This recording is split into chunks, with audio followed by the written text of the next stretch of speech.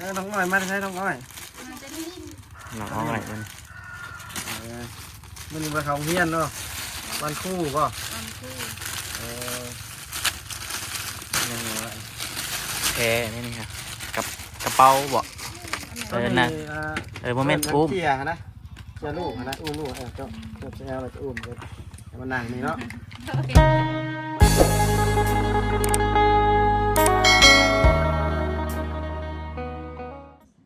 กับสบายดีพ่อแม่พี่น้องปองปายเบิร์ดสู่สุคนเนาะพี่น้องเนาะพี่น้องหลังจากห่างหายกันไปโดนแหละยังจำกันได้อยู่บ่พี่น้อง ก็โดนแล้วเราบ่ได้ถ่ายคลิปกันแล้วครับเป็นปีแล้วพี่น้องเลยเพราะว่าเบาเลยบ่ได้ไปถ่ายแล้วเนาะคือตะกี้เนาะเดี๋ยวนี้เบาเลยมีธุรกิจส่วนตัวเปิดห้างแปลงซ่อมแปลงโทรศัพท์นี่แล้วก็ขายโทรศัพท์มือหนึ่งมือสองเนาะนี่อยู่ที่บ้านนี่แหละอันนี้คือห้างเบาเลยเองเลยเสาห้องแถวกระเจ้าอยู่เนาะเป็นห้องแถวก็อยู่แคมทางนี่เด้อพี่น้องเลยแคมทางเลข9นี่แหละเห็ดมาเปิดมาก็เกือบปีแล้วเนาะเชียงใหม่ปีเลยพี่น้องเลยบ่ได้ไปถ่ายคลิปเลยแต่ว่ามื้อนี้ได้ถือโอกาสเนาะบ่าวทิศชวนไปมอบเครื่องให้อยู่บ้านโคกปูนบ้านใกล้ๆนี่แหละบ่ได้ไกลเข้าไปประมาณ 4-5 กิโลนะพี่น้องอันนี้คือห้างบ่าวเล่พี่น้องเลยน้อยๆห้างบ่ได้ใหญ่เนาะเพราะว่าห้องก็เป็นห้องเช่าบ่แม่นห้องห้างของตัวเองแบบเช่าเป็นรายเดือนพี่น้องเลยถ้าขยายธุรกิจใหญ่ๆก่อนแล้วก็จึงสิขยายเป็นห้างของตัวเองถ้ามันมีเนาะพี่น้องแต่ว่ามื้อนี้ในที่โอกาสที่ไปมอบเครื่องตัวนี้บ่าวทิศเนาะให้เด็กน้อยแม่ลูกอ่อนเพิ่นมอบผู้ใหญ่ใจบุญเพิ่นมอบมาแต่ผู้แหละเป็นในเมืองเนาะเพิ่นได้เห็นคลิปใน TikTok บ่าวทิศเพิ่นสงสารเพิ่นเอ็นดูแล้วก็ได้ซื้อเครื่องยังเขาก็ยังพันแกะเบิ่งเลยเขาฝากมาแต่พุ่นละอย่างไรก็เลยบ่ได้แกะเบิ่งนี่เด้มีแต่ว่าสิไปมอบหรือจะนอนหรือสิแกะพี่น้องเบิ่งว่ามีหยังแน่เนาะ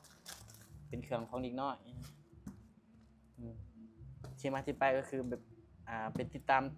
ที่ช่องเบาทิศได้เด้อพี่น้องเอ้ยนี่คือเบาทิศเนี่ยพี่น้องนี่แหละนี่เดี๋ยวสิจำเจอกันได้อยู่บ่ได้เนาะ เดี๋ยวสิวางแบบเขินยังวางลิงก์ช่องเบาทิศให้เลยเนาะพี่น้องไปติดตามเลยคลิปสิบาทที่มาเนาะ เบิ่งนำกันตอนบอกจะเข้าก็ยังมันแกะเลยว่าถ้ามันแม่นยังอยู่ในยังเนาะเข้าก็ยังมันแกะเลยว่าถ้ามันมียังอยู่ในนั่นชมไปเดี๋ยวไปเบิ่งนำกันเพิ่นยังติดต่อมาหลายคนอยู่นี่ได้ติดต่อมาหลายคนอยู่เพิ่นยังสิพามาอยู่เดี๋ยวถ้าเบิ่งนำกันอีกเนาะมื้อนี้ก็สิไปมอบนำกันนั่นแหละเบาเล่ไปเทื่อที่2แล้วกันไปอีกบัดนึงกันเนาะเครื่องบินทางบ่พอเลยท่านผู้ชมเลยไปแล้วหัวเขาเป็นไปรับจ้างยังก็เป็นกระเจ้าว่าวเป็นไปหูดเข้า แล้วหูดเข้าแบบหูดเอานะบริเกียวแล้วนั่นหูดแบบเอามือหูดเอาเนาะเข้าให้น่าจะเป็นเข้าให้แต่เนาะว่าเพิ่นก็บ่มีข้าวกินใหญ่หั่นแหละอาศัยไปหูดเข้าซอยเขาแล้วเขาปั้นให้กินนะโดยเป็นตาอีต้นเนาะดีพี่น้องเลยเพราะว่าเพื่อนหลังนี้นั่นลูกเพิ่นนั่นเสียชีวิตนะว่าคนอนุญาตเนาะ2คนแล้วพี่น้องเอ้ย2คนแล้วเสียชีวิตแล้วบัดนี้บ่ทิศไปหาเพิ่นแล้วถ่ายลง TikTok แล้วผู้ใหญ่ใจบุญเพิ่นทาง TikTok นั่นแหละเพิ่นสงสารก็เลยอีต้นแฮงก็ติดต่อมาฝากเครื่องยังมาให้ได้บ่เนาะแล้วก็บ่ทิศก็ว่ารับมาแล้วเพิ่นฝากมาเพิ่นก็จ่ายต้นทางให้บ่ทิศเลยเนาะบ่ทิศก็มีแต่ไปมอบให้เพิ่นพี่น้องเอ้ยมีแต่หน้าที่ของเขามีแต่เอาไปมอบให้เพิ่นนี่แหละพี่น้องเอ้ยโอเคเนาะพี่น้องเบาเลขก็สิได้ปิดห้านชั่วคราวสิขอถ่ายคลิปมื้อนี้แหละมื้อเดียวเพราะว่าช่องก็บ่ได้เอาลงโดนแล้วก็เลยเลยแบบย่านมันปิดกั้นแบบยังว่าสร้างรายได้แหละเอาแค่น้องพี่น้องไปชมกันเลยไปโอเคพี่น้องนี่หลังจากที่เดินทางมาเราพี่น้องมาแล้วเพื่อนเราเพราะว่าเพื่อนหลังนี่เบาเลยก็เคยมาถ่ายเนาะตะกี้แต่โดนเลยแหละพี่น้องเลยระดับที่เขาปีเลยแหละมากับเบาทิศนี่แหละเพื่อนหลังนี่แหละพี่น้องนี่เด้นี่เป็นแค่มาวันนี้จะมียังแหละเดี๋ยวสิแกะสู่พี่น้องเบิ่งเลยว่ามียังไงคนนี้ใจดีทางเบาทิศเนาะฝากมา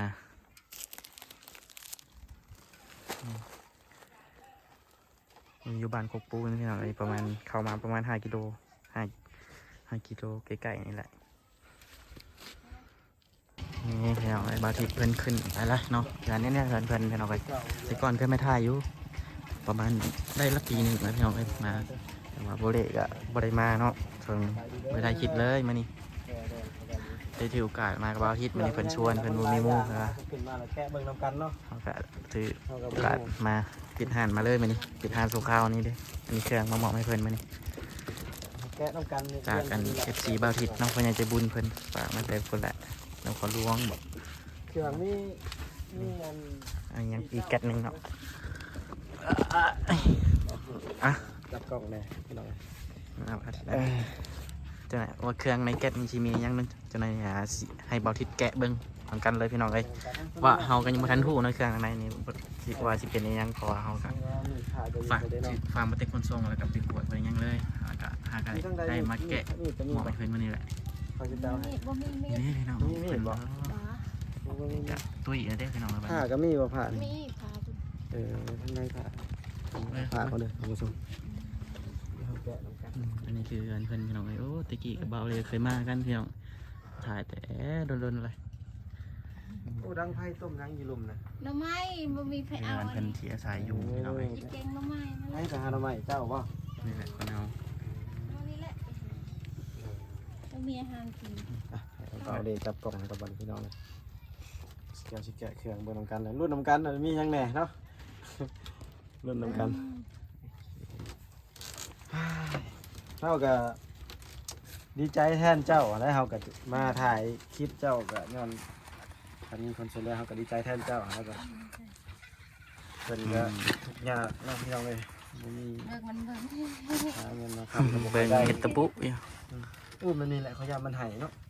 เบิ่งเอาไม้ให้เจ้าก่อนเอาไม้ให้เจ้าก่อน เครื่องในแกะเราจะเป็นหยังพี่น้องเลย ฮ้อนพี่น้องอยู่เฮือน แต่ว่าเป็นทงนี่น่าจะเป็นแพทเพิร์ดนี่ครับเดี๋ยว น้ำอะไรก็ยังมี อ่ะรุ่นนำกันเด้อจับไปนั่นแหละอย่ามันไห้กันเนาะอะไรกันเครื่องเจ้านี่ก็มาแต่หยังมาแต่ชัวดงโดกเนาะเฮือนมาแต่ดงโดกนครหลวงเวียงจันทน์เด้อพี่น้องแกไป เด้เด้ เป็นนมเด้อน มอีก นมคงแพท นม เพิร์ด นมตัวนี้ เลย ตัวนั้นน่ะอันดูเล็กเนาะตัวนี้อันเล็กตัวเย็นเบอร์หนึ่งแต่คือกินได้เนาะกินตัวนี้ก็ได้กินตัวนั้นก็ได้ เลยเลย โอเคเนี่ยออกมาละ1 2นมเหนียวแล้ว เด้อเหนียว อา เหี่ยว เป็นยังสายต่อเลย มาแล้วจะเปลี่ยน โอ้น้องหลาย แพ ตั ม ว เพิร์ด คนก็เล็กๆแล้วตัวก็ นี่ ส ก็ วย หา เนาะ ก็หมดทงหนึ่ง หากระมัดอันกล่องหนึ่งเนาะ เลยเลย โอ้หลายเลยพี่น้อง ยังไร นี่แหละพี่ อัน น้อ นี้ งเนาะ แพนเพิร์ดเนาะแพนเพิร์ดได้ลูกส่วน วางทิศก่อนนี่บ่ทิศ เพิ่นบ่ค่อยใส่ปานใดเลยเพิ่นบ่ค่อยใส่ปานใดแต่ว่าจะใส่กลางคืนก็ได้เด้อ เลย เพราะว่าเด็กน้อยมันนอนกลางคืนยังมันอยากสิบ่นอนอย่างนั้นนะแพนเพิร์ดเดี๋ยวสิบอกเพิ่นใส่เบอร์น้อยสิแบบเพิ่นก็ซื้อให้หลายอย่างเนาะตัวนี้ครีมอาบน้ำ ขี่มันน่าเด็กน้อย แม่นครีมเด็กน้อยอาบน้ำน้อยเด็กน้อยจะบ่ใส่อันสบู่ตัวนั้นแล้วต้องใส่ตัวนี้เป็นครีมอาบน้ำเดี๋ยวได้เบิ่งกัน เข้าไปไหนบ่อ่ะเข้าไปอ่ะ ใส่สบู่ นี่คือน่าจะไม่รู้กันเนาะ อาบน้ำบ่หรือว่า เป็น ยาส ผู้หญิง บู่วะ เห็นเขาใส่อาบน้ำอะไรเด็กน้อยอาบน้ แม่นบ่ ำแม่นสิ เดี๋ บ ยว กว่าน้ เดี๋ยวสิเบิ่งให้เพิ่นอยู่ที่เราเดี๋ยวสิอ่านเบิ่งเพิ่นกันอีกเดี๋ยวเอามาเบิ่งก่อนเนาะ ำอันนี้คือ เต้า เต้าน น ม ม เนาะเต้านมก็จะมื้อละเฮาซื้อมาให้แล้วแพ็คหนึงแต่ว่าตัวนี้เราก็ประหยัดใช้อีก เอาไว้ใส่วัด เอาไว้ ตัวใด ใส่ มันตัวนั้นมันเก่ามัน แม่มัน อันนั้นก็ เก่า แตกก็จึงใส่เอาออกมาใส่ ส่วนหลายมันบ่เพ่ง่ายดอกตัวนี้เนาะเอาไว้เนาะเอาไว้ใช้ เอาใส่กล้องไว้ก็ดีมันจึงบ่อันนั้น ตัวนี้ ขี้ฝุ่นยังบ่เข้า ดงโดกพี่น้องเอ้ยเพิ่นฝากซื้อมา เอ ให้ ขอขอบใจแทนเพิ่นเนาะขอบใจเพิ่นให้ใจบุญเนาะนี่น้ำคิดน้ำใจสวยเพิ่นนี่แหละพี่น้อง ที่ไปที่มากับติดตามถึงซองเบาทิดเด้อพี่น้องเอ้ยเพราะว่าเบาเลยฮะก็ถ่ายคลิปแรกนะเพิ่นแต่ต้นเราบ่ถ่ายแล้วก็มาถ่ายคลิปแรก เพิ่นครับตั้งไว้โอเค อันนี้จะเป็นรูปเพิ่น แกะเบิ่งนำกันพี่น้องมียังไงเจ้าหนึ่ง เป็นตรงกลาง น้องอ้อยมาใช้น้องอ้อย มันจะนิ่ม น้องอ้อยมัน มันมีใบเขาเฮียนเนาะวันคู่ป่ะ มันคือ เออยังไงวะ แพนี่นี่ครับกับกระเป๋าบ่ อันไหน น่ะ โมเมนต์ปุ๊บ เตี้ยนะ จะลูกนะอุ้มลูกเจ้าจะเอาเราจะอุ้มเลยมันนั่งนี่เนาะ เบิ่งนะนั่งกัน มันจะอุ้มลูกเนาะจะลูกเป็นก็สุดแต่ละไห้เจ้าเนาะนี่เป็นแพรอาบน้ำ เสร็จต้นเสร็จ เสร็จ โต ตัวลูกเนาะอาบน้ำยังไงก็จะใส่ลูกอะไรจะมีซิกสู้บอกว่าเป็น ทิชชู่ ซิกสู้คนละมาเห็นอะไร เสร็จขี้มูกมึงเถอะกัน อ๋อเอาไว้เสร็จลูกหรือว่าลูก เสร็จเต็ม ลูกถ่ายยังไงนะ อืม เนาะเวลาลูกถ่ายเพื่อนนี่เอาไว้เสร็จ เบิ่งได้ เอา จ้ะ แค่แข็งยังมันดูนตัวน้อยนะอะไรเอาตัวนี้มาให้ เสร็จได้โมเมนต์กินได้เด้อ โมเมนต์ เบิ่งได้ญาติเด็กหน่อยย่ำยังเสร็จ เสร็จแล้วพิมพ์แล้วโมเมนต์ว่าอะไรได้เป็นแพรอาบน้ำเนาะพื้นใหญ่เลยแกะบนพื้นใหญ่เลยแบบยามหนาวยังขนาดลูกนอนนี่ก็แค่นุ่มเลยสบายตุ้มลูกอุ่นเลย เนี่ยพี่น้องเดี๋ยวจะมาแกะเบิ้งพอดีแกะเบิ้งพร้อมกันเลยเอากับบุหูคือกัน อันนี้เครื่องเนาะเครื่องนุ่ง ดีใจเลย อืม ดีใจแล้วได้เครื่อง ดีใจแล้ว ส่งเสื้อพี่น้อง ส่งเสื้อเพิ่น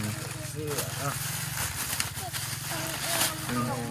มียาให้หลอดหนึ่งยานะไม่เกี่ยวนี่ยาทาขี้กากนั่นนี่ขี้กาก เอาไว้ก็ลาดังลงแล้วล่ะ เป็นยาอันนี้ยาแบบทาแบบขี้แป้วเอานะเคยใส่อยู่อันนี้ก็คักดีได้ ยาดิค ดีได้ ำยาดิค ประกอบส่วนอย่างในหนึ่งในหลอดตัวนี้เฮา มันเป็นตุ่มเป็นบาดอยังไงเขาใส่โลดอันนี้มันบ่ได้แซ่บค่อยเคยใส่อยู่ เล็กน้อยอะไร บอกพญายก็ได้แต่มันคักอยู่เคยใส่อยู่เลยแบบเป็นชีสมีเชื่อนก็ได้อันนั้นทาได้มันเป็นแป้งนั่นนะน้ำลายมันเอาเช็ดแน่เอาทิชชู่เช็ดแน่ว่าทิชเห็นบอทมน้ำลายนี่เคยเป็นมันนี่เอาทิชชู่เช็ดแล้วเช็ดนะมัน เนาะนะ อืม เสร็จแล้วก็ทิ้งเนาะไม่งั้นเสียไว้ก็ตัวนี้ได้เนาะ ทิมจุดไฟก็ได้ ยาตัวนี้เดี๋ยวเขาศึกษาเบิ่งแล้วสิบอกจะเพิ่มเติมเนาะเดี๋ยวเขา บอกหูอยู่ยานี่ทานั่นแหละทาเป็น มัน ชีส ทาได้บ่วะ ได้มันบริแสบบริยังเลยนะ ได้เนาะมันก็แพงเล็กน้อย แต่บริใส่ร้ายเขาก็ใส่ในนึงเวลาแบบเป็นบาดเป็นชีสเชื่อนนะ เป็นยาย าไม่ เป็นห่วง ไม่ เป็นใย เกี่ยวนี่แหละ อันนี้ก็แพนเพิร์ดคือกันเนาะแพนเพิร์ดก็ก็เว้นบ่ใส่ก็ได้เนาะใส่ได้กลางคืนก็ได้เวลามันนอนอย่างนั้นนะนี่อย่างที่มันนอนนี่เบิ่งต้องหัวแตกเลยบาดนี้น้องก็ห่วงดีได้ เอาย่างเนี่ยมัน เบิ่งคุณ ข น้ อ อง ง พี่น้องสบัด บาดสังกะสีบาดห้อนขนาดแล้ว ห้อน เลย ยามหนาวก็หนาวเลย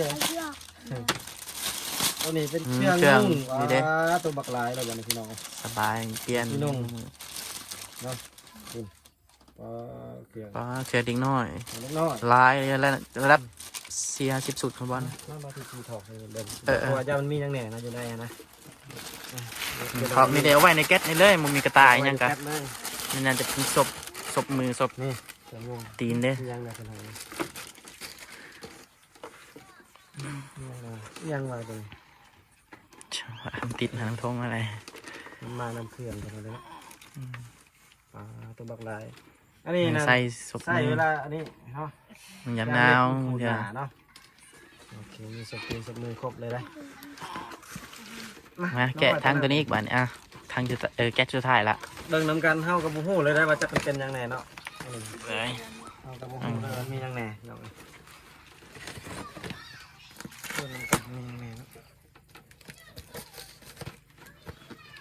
เป็นหัวเป็นใยเป็นก็โอ้ยสวยเรือเป็น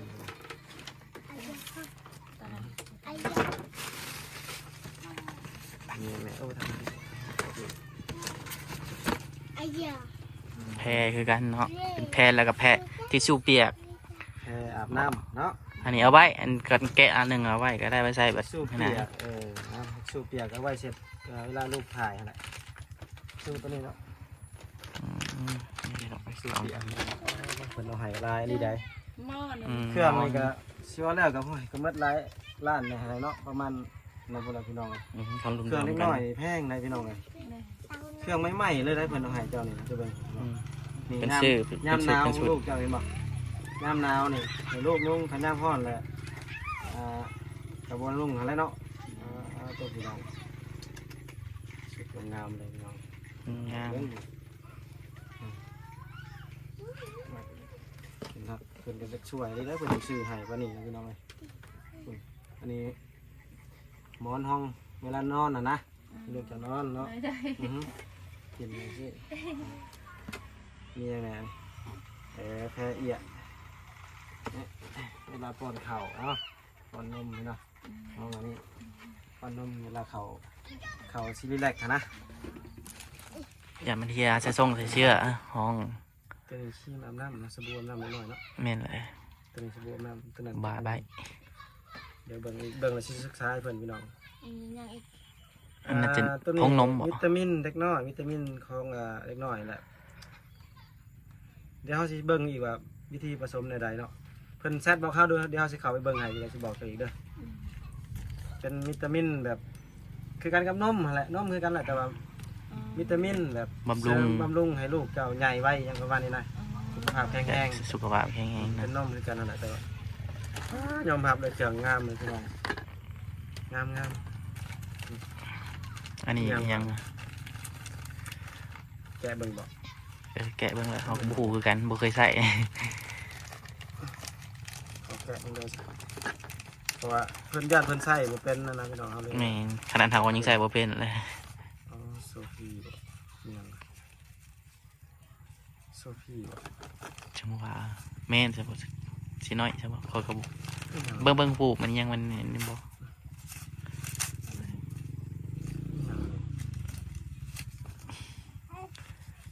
สุพีเด็กน้อย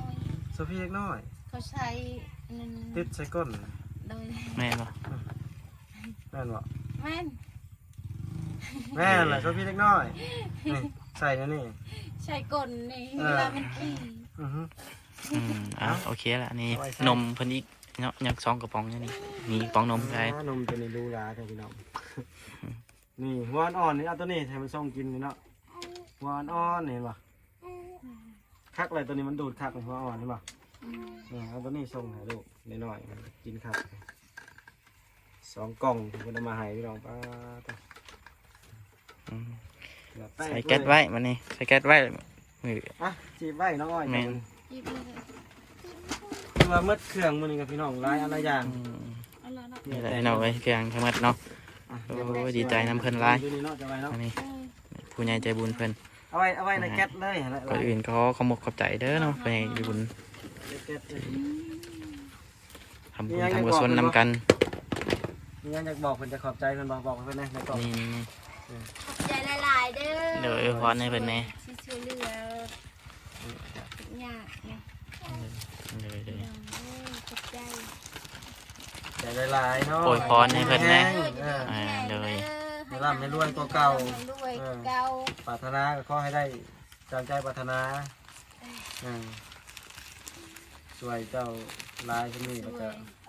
เพิ่นก็ให้ทางไอ้นี่ก็เก่าเขาแล้วไปทางใดมาให้คนหักคนหอมเนาะ